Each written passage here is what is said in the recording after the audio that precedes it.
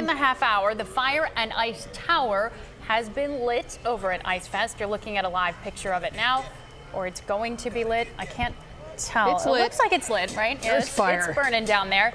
Food trucks are also there if you're looking for dinner al fresco tonight. The event goes until 7.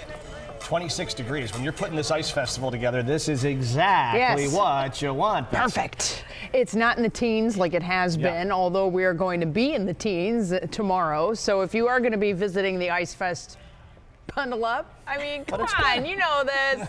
Let's take a look at what the forecast is. Temperatures fading back into the low 20s as we go through the overnight hours. Notice that the snow chances will begin to fade. Our Clipper system is moving quickly, as it should. It's a Clipper. And you can see it's generally moving from west to east. The darker the purple, the heavier the snow that's coming down. We are getting a coating on roadways, an extra coating on cars and everything else going on outside. So just be advised, you may have to brush the snow off, or you'll be dealing with some slowdowns as well. We go in close first, out toward Cleveland. Now, offshore of Cleveland, there's a little batch of heavier snow, but I think that's going to graze right up into Eastlake and Menor and Paynesville. So just a heads up for you folks. Route 2 and 90 could get a little slick here as a little bit of heavier snow begins to move in. Light to moderate snow falling throughout greater Cleveland and then down along the I-71 corridor in Medina County into Wayne County now. Smithville, Orville, Doylestown now getting some of those snow showers.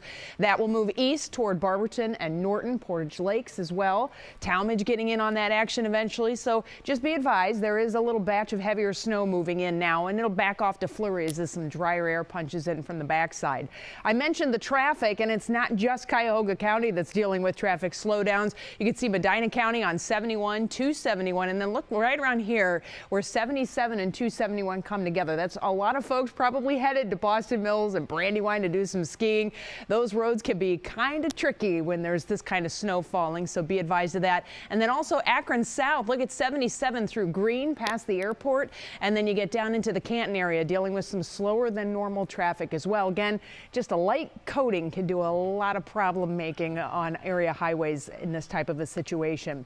Air temperatures in the 20s. Not as bad as we have been, but another batch of colder air is moving in. 14 now in Chicago, 3 in Minneapolis. This batch of air is going to come in and then quickly depart. We will be on a warming trend, the upswing then as we head toward the end of the week. Here's our Clipper system, area of low pressure, cold front to the south, and you can kind of see how it's just moving through. It will take its time in doing so, but in the grand scheme of things, this thing's moving pretty quick.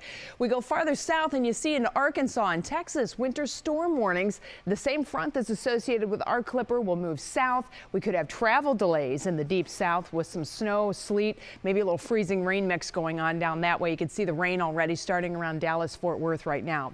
Back home here, we do have these snow showers that will be passing through, but through about 10 o'clock, we're still going to be dealing with the scattered snow.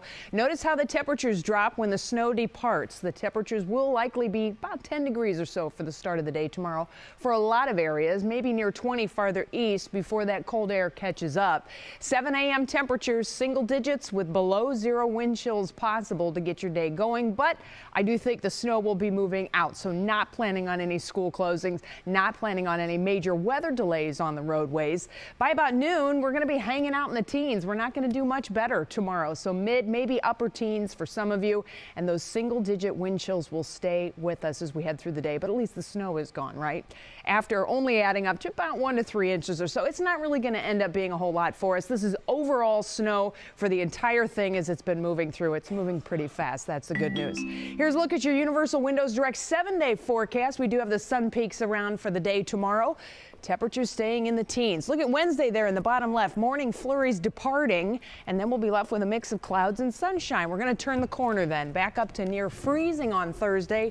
It's sad that we're getting close to freezing, but mostly sunny on Friday. How about 40s and 50s as we head into the weekend with rain chances coming back into the forecast? That's pretty exciting. It'll be spring-like again. Here we go again.